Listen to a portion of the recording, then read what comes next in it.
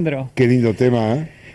vamos a hablarlo despacito. La verdad que sí. Bueno, ya vamos a aprovechar el tiempo que estamos aquí con la licenciada Vanessa Bolenberg. Decimos que cada tanto viene a visitarnos y a plantear estos temas que, bueno, si por allí nos lo estamos pasando, y quizás a veces en algún momento nos va a pasar. Entonces ya saber o tener herramientas y es importante.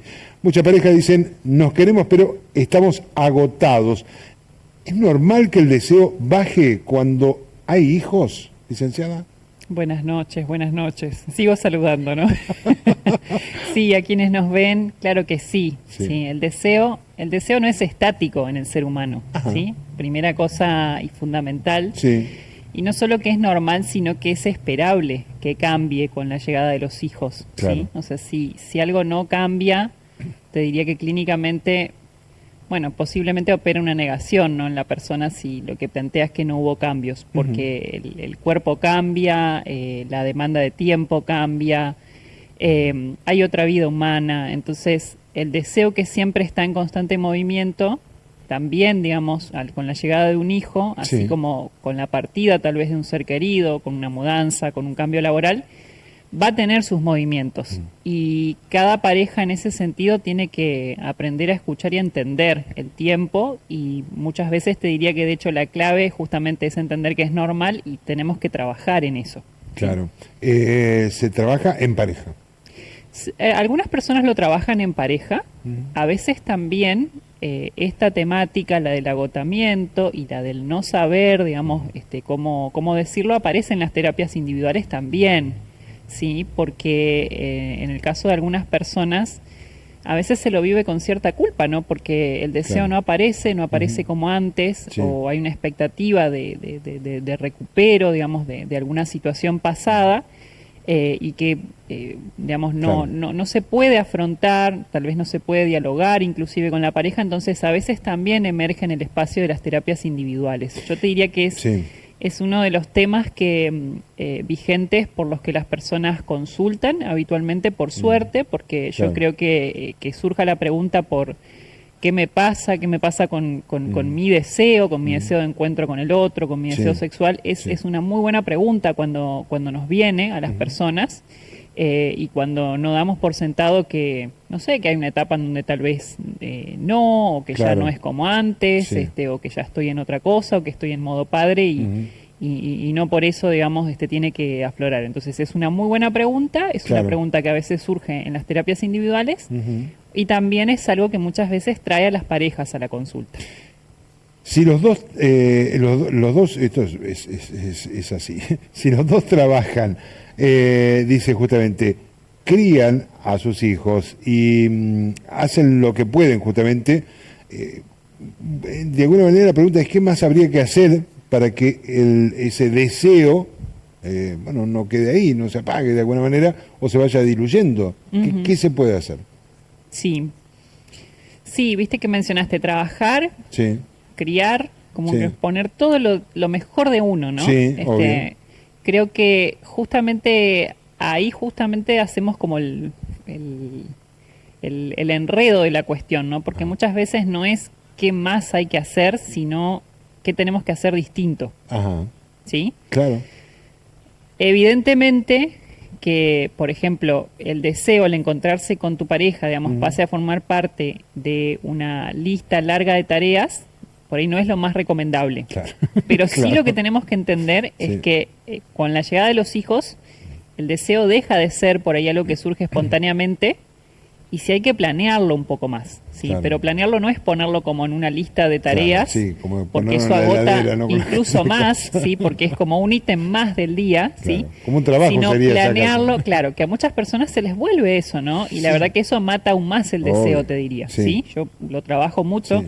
sobre todo con las mujeres, ¿no? Que muchas veces lo viven así, ¿no? Es como la demanda del cuerpo de Claro. ellas, del hijo, Sí. la carga mental que se lleva, Claro. a pesar de que hoy hay como una mayor equidad, digamos, en el reparto de las tareas.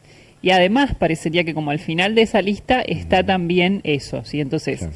hay que hacerlo distinto, ¿sí? Pero hay que entender que el deseo deja de ser espontáneo y pasa a ser planificado. Pero ¿qué es lo que se planifica? ¿Sí?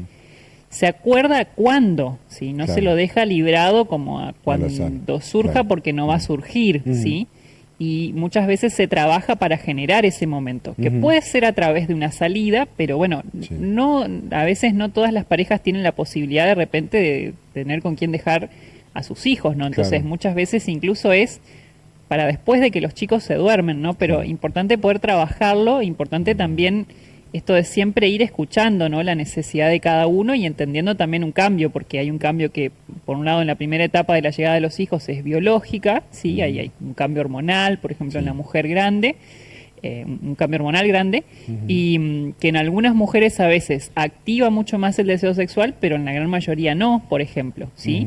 Y hay también todo un trabajo en el varón de cambio de esa situación que muchas veces queda como en el lugar de que es una pérdida, cuando en realidad es una transformación de la sexualidad, ¿sí? Entonces, hay que trabajar mucho para planear y hay que entender también que esto es distinto, ¿sí? Por eso te decía esto de que a veces no es algo más para hacer, sino entender que tiene que ser distinto y que tiene que haber un momento en donde, digamos, yo no busque al otro como mi par para las tareas del día de los chicos y quién lleva, quién busca, quién trae y también, digamos, vení, vamos a estar juntos, ¿sí? Sino entender que sí es planeado, ¿sí? Pero es un momento en donde justamente volvemos a buscarnos y a tratar de conocernos de otra forma, ¿sí? Con este cuerpo que cambia muchas veces con el paso de los años y este deseo que también se modifica porque a veces no nos generan las mismas cosas el deseo como anteriormente. Tal cual. Bueno, justamente, ¿no? Hablando de esto, digo, ¿cómo se elige nuevamente al otro cuando, a ver, literal uno tiene ganas de dormir? Es decir, ¿cómo se elige? ¿Cómo se hace esto, licenciado? Yo creo que no hay que romantizar la etapa, ¿sí? O sea, tener hijos te cambia y es duro, ¿sí? Porque te agrega más tareas, ¿sí? O sea, uno tiene... Hoy las parejas trabajan los dos, ¿sí? Muchas parejas eligen no tener hijos y el trabajo, el sostener las rutinas de salud, el sostener las amistades, todo lo que queremos, ¿sí? Ya de por sí muchas veces hace que haya que buscar dónde, digamos, ingresa la pareja, ¿sí? La llegada de los hijos complejiza más. Entonces, no hay que romantizar, o sea, hay que entender que es una etapa crítica. Tal vez hay que hablar del agotamiento también. A veces tal vez no hay que culpabilizar al otro del agotamiento porque, a ver, no en todas las etapas, o sea, por más que busquemos la equidad, hay momentos en donde tal vez uno va a estar más cansado que el otro, ¿sí? O uno va a estar más afectado corporalmente por la situación que está atravesando, o tal vez va a estar atravesado por otras cuestiones más que le ocurren, ¿no? Entonces... no hay esa expectativa muchas veces de equidad de sentir lo mismo, ¿sí? Y hay que poder entenderlo, dialogarlo. Muchas veces también hay que poder, digamos, abrir un espacio maduro para la pareja de terapia donde hablar de estas cuestiones. Y te vuelvo a decir, hay que volver a trabajar, ¿sí? Sobre la sexualidad, sobre el disfrute, sobre lo que cada uno entiende, porque esto que yo te decía de los cambios y de cómo la corporalidad se modifica y cómo, digamos, el deseo es móvil, realmente es como que no es solo teoría, ¿sí? Sino que cada persona lo atraviesa en su cuerpo, ¿no? Lo atravesamos en nuestros cuerpos, no importa a qué te dediques. Claro. ¿Sí? Lo bueno también de escucharla a usted, licenciada, digo, es que tiene solución, que no se preocupen. Por así, incluso pueden preguntar a un profesional para que los ayude en toda esta nueva etapa, vamos a decirlo así, porque son etapas también de la vida de alguna manera. Por allí algunas personas es antes o después, algunas parejas digo, pero son etapas que suceden y creo que bueno, buscar un profesional está bueno, digo, para con respecto a Yo esto. creo que es muy importante no verlo, no pensarlo como un fracaso, ¿no? Que hoy se lo siente mucho, muy rápidamente, ¿sí?